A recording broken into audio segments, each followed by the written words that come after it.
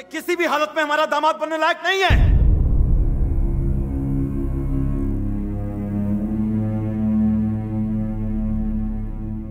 ऐसे लड़के को प्यार करती हो? हाँ, भूल जाओ उसे।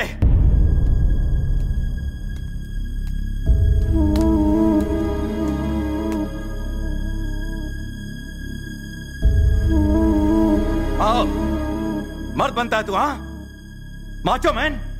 तुझे मर्दानगी दिखाने को मेरा ही गांव मिला था। 25 साल पुरानी दुश्मनी को चुटकी में बदलेगा, इतना महान है तू?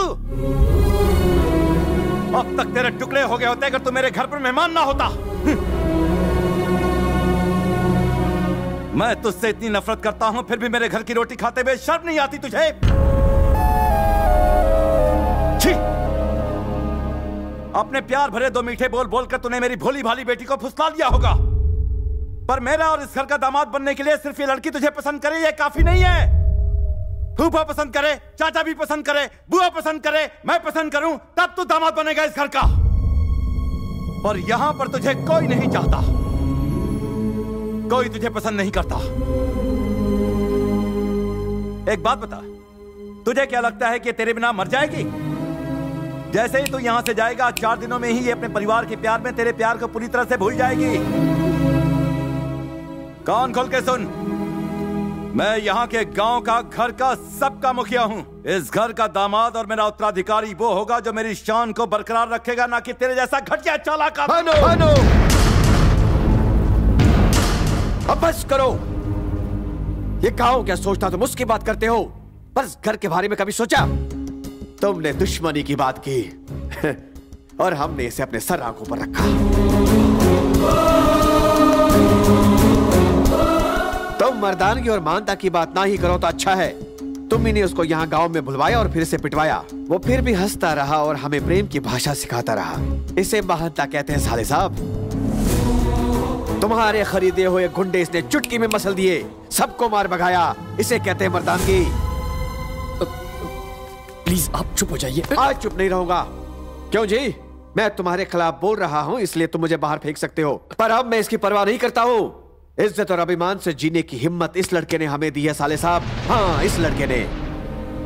ये बताओ, वो जैसा कामचोर दामाद बन सकता है, ये दामाद बन सकता है, और यहाँ तक कि तुम्हारी नजर में वो गुंडा भी दामाद बनने के लायक है, पर जो इस घर में इतनी खुशियाँ लाया है, ये लड़का तुम्हारा दामाद बनने के लायक नहीं। ऐसा क्यों? भैया, ये तो कहना मुश्किल है कि भूमि इस परिवार के प्यार में इसे भूलेगी या नहीं, लेकिन हमें जिसने मोहब्बत की भाषा सिखाई उसे नहीं भूलेंगे हम। पूरा गांव क्या सोचता है उसकी हमें परवाह नहीं।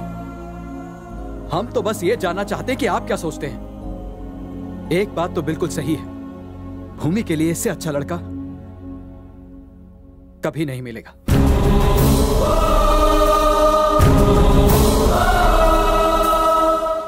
सर, अब आप इन लोगों की बातें मत सुनिए। ये लोग तो मेरी मीठी मीठी बातों के जाल में फंस कर आज तक मैं सोचता था कि ये प्यार और अपनेपन की वजह से मेरी इज्जत करते हैं, पर तुमने मुझे यह एहसास दिला दिया कि वो प्यार नहीं, डर।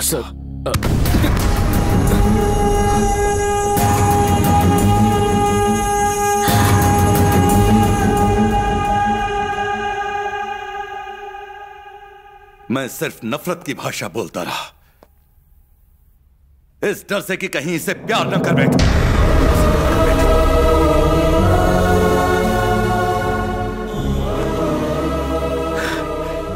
बचपन से ही मुझे बाप का प्यार नहीं मिला। सोचा था मेरी बीवी ही मेरी जिंदगी है, पर वो भी 2 साल में चली गई। उसके बाद यही मेरी जिंदगी है, यही संसार है, पर मैं उससे ये कह नहीं सका। पता नहीं मैं ऐसा क्यों बन गया। प्यार से बात करना तो मैं भूल ही गया हूं।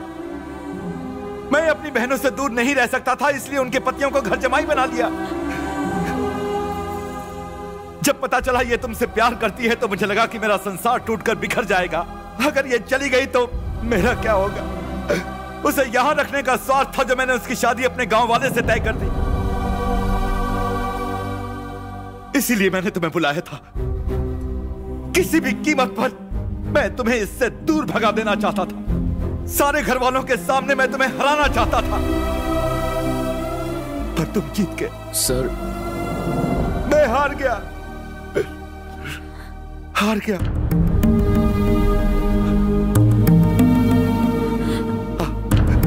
इधर इधर।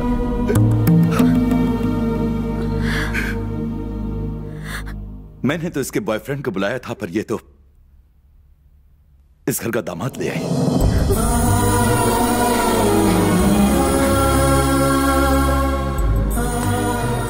खुश रहो।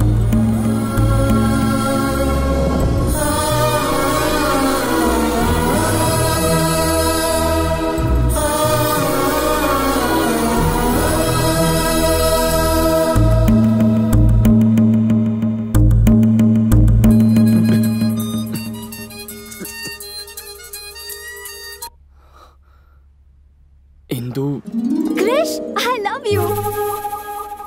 पता है मैंने अपने पेरेंट्स से बात कर ली है और वो मान गए हैं। मुझे तो बहुत टेंशन हो रही थी। I love you Krrish. तुम्हारे पेरेंट्स भी मान गए?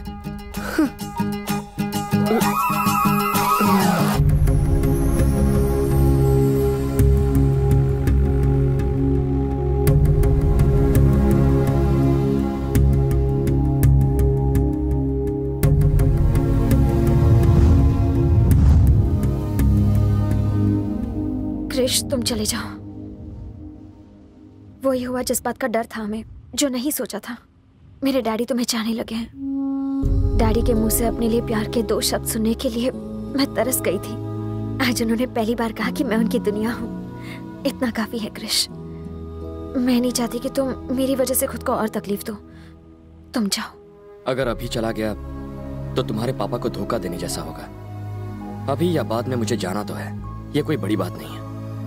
पर तुम्हारे सारे रिश्तेदार जिन्होंने तुम्हारे पापा के खिलाफ होकर मेरा साथ दिया, मेरी वजह से उनका विश्वास टूटेगा और तुम्हें जिंदगी भर अपने पापा से शर्मिंदा होकर जीना पड़ेगा। सब ठीक होता अगर वो मुझसे नफरत करते तो उन्हें सच बता देते हैं। ऐसा कैसे कर सकते हैं? अब जो भी होगा संभाल लेंगे। उम्मीद तो कम है कि वो हमारी बात समझ पाएंगे, फिर भी।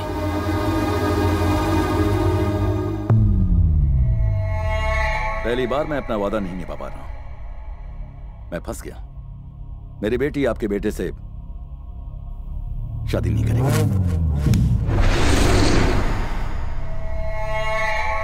लेकिन तुमने तो मुझे जबान दी थी। अपना किया हुआ वादा तुम कैसे भूल गए भानु? जब वादा किया था तब बात कुछ और थी, अब बात कुछ और है। उम्मीद है कि आप मेरी मजबूरी को समझेंगे।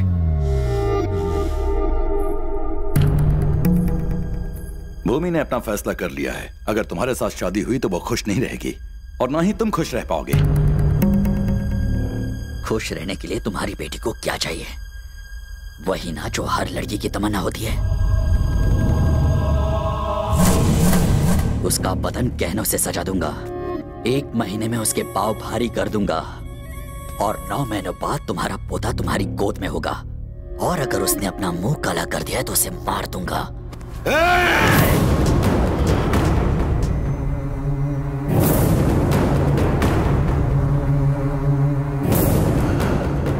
अपने दिमाग से यह ख्याल निकाल दे कि मैं तेरी इज्जत करता हूँ। मैंने उसे बचपन से चाहा है। मैं उसे किसी और की बाहों में नहीं देख सकता। साले तूने ये सोच भी कैसे लिया कि तू मुझे इनकार कर देगा और मैं चुपचाप यहाँ से चला जाऊंगा?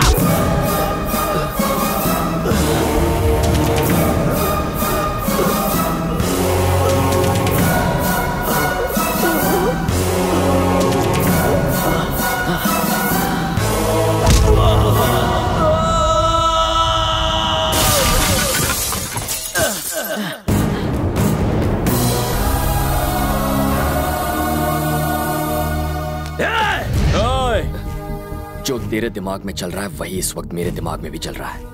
खत्म कर दूंगा। आइंदा इस घर के किसी भी आदमी को हाथ लगाने की कोशिश की ना तो खाने और धोने के लिए सिर्फ एक ही हाथ बचेगा। सुन, तेरे बेटे ने मेरे गिरेबान में हाथ डाला, फिर भी तू देखता रहा। अब समझा, जो मेरे अपने थे वो तो पराए निकले और जो पराया था वो मेरा अपना निकला।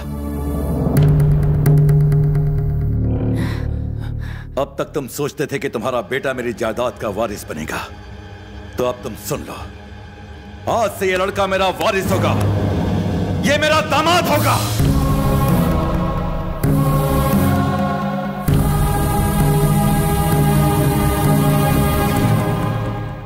एक अजनबी पर भरोसा करके मुझसे दुश्मनी करने के लिए तैयार हो गए? सिर्फ तुम पर भरोसा करके मैंने अपने भाई को छोड़ दिया। इस लड़के ने मुझे सिखाया कि रिश्तों की क्या पहचान है। मैं अभी उसके घर जा रहा हूं। आज मैं अपने भाई के घर जाऊंगा और उसको इस घर में ले आऊंगा।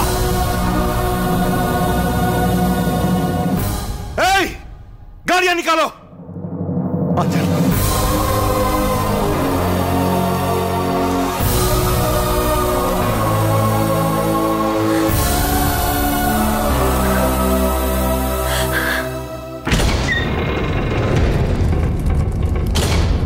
भैया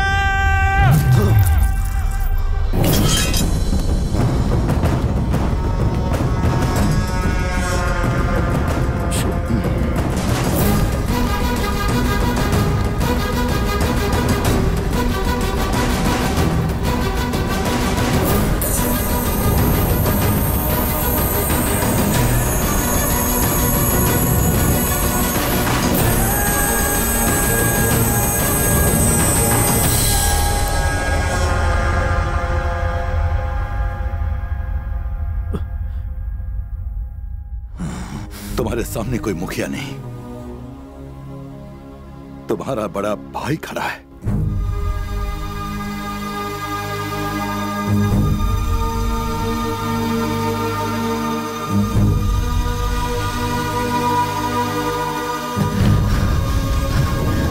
सुना सबने?